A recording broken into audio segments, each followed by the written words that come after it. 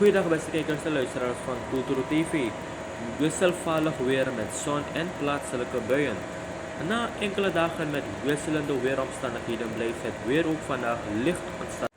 Door de aanwezigheid van veel vocht in het atmosfeer zullen zonnige momenten worden afgewisseld met bewolking en plaatselijke regenbuien.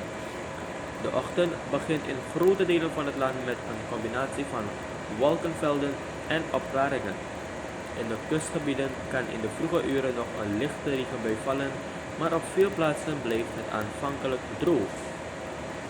In de middag neemt de kans op regen opnieuw toe, vooral in het binnenland en in de oostelijke en zuidelijke delen van het land kunnen zich buien ontwikkelen.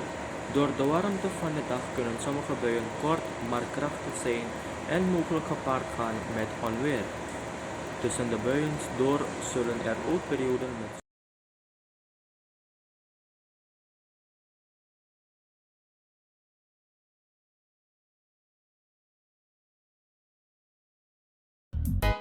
Deki ukrabasi ano sheng, masa pemba ano sheng, bega doti ano sheng na tampum fui ala.